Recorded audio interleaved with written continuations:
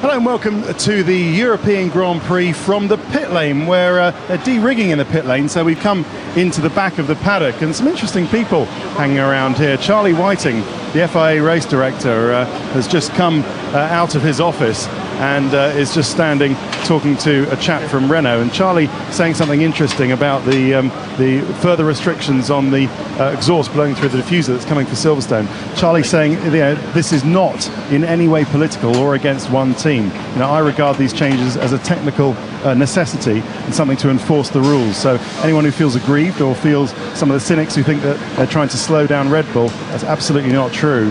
What I'm trying to do is just make sure that the rules are fair for everybody. Ron Dennis was just over there. Yes, there he is, coming to increasingly more races, just there in a nice grey shirt. Still not wearing a McLaren shirt, which is interesting enough.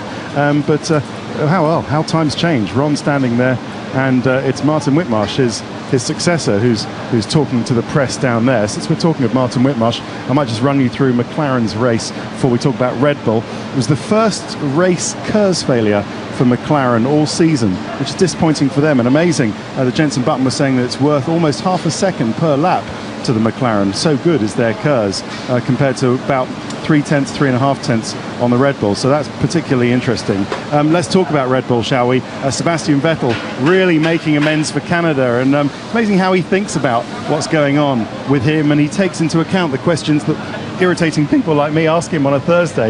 You know, did you crack under the pressure? Did this show that you're fallible? And that's really what he meant on the radio on the slowdown lap. You have no idea, you know, how good this is. And Adrian Newey just passing us. We've already spoken to him on the forum. Mark Webber talking about his best race so far this year, and that's interesting, particularly significant, I thought, because Mark Webber hates this place. He once called this circuit a supermarket car park, and he hates going around here. So that bodes better for Mark Webber's season if he had a good race round here.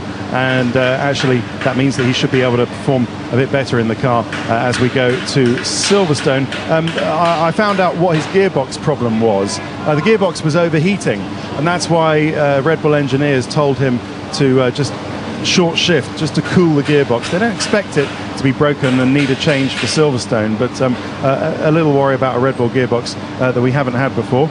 Goodbye, Ron, as he leaves there. Who else are we going to talk about as we wrap up? We want to get through as many teams as possible, Dave. If you just come down here, we'll see. Look at the structures that these trucks, I mean, it seems strange to call them trucks, but look at the structures that go in between them, as that means that the teams can go in between the upper offices from left to right, and they call them tree houses, and you can understand why that is. Mercedes, that's right, we're going to talk about Mercedes. Ross Brawn refused to blame Michael Schumacher for his incident. He said it was a racing incident as Michael came out of the pits. I asked him, you know, is it a case of Michael not knowing where his front wing is again? He said, no, it's just a racing incident, and if anything, he blamed the other car. But interesting on Mercedes, they switched Nico Rosberg from a 2-stop to a 3-stop. Rosberg was originally going to do this race as a 2-stop, which is amazing considering the tyre problems they've had throughout the season. But Ross Brawn saying that they think they've solved those tyre wear problems on heavy fuel. It was only when everybody else started to do 3 stops that they switched Nico Rosberg onto a 3-stop as well. Who else? We were going to talk about Williams, but this is an interesting chap. Steve Nielsen here from Renault. He's a long-time guy in, just on the left here, long-time guy and experienced guy at Renault, and he's leaving the team, so he'll be missed there, but I'm sure he will find another job in Formula One. I'm sure he won't want to speak publicly on the record as he gives me a cheeky wink. He's an ex-policeman and hates talking to the media, so we won't bother him on that. Williams, yes, just down here we can see the trucks there. I'll stop standby so you don't have to keep walking. Interesting what's going on with their setup. They were running their new exhausts. A lot of design effort and man hours have gone into these new exhausts, but they upset the car's balance. So they actually, Williams dumped those new exhausts and they went back to the old exhausts right before qualifying, and that gave them a mountain to climb for the rest of the weekend. The new exhausts do add downforce, but they make the car unpredictable. They make the balance unpredictable. So they hope to make them work. But obviously this new rules about the exhaust blown diffusers coming in for Silverstone will make them have to design yet another floor. And Williams expect to have that ready for Spa or maybe Hungary or Germany before that. And finally, Hispania.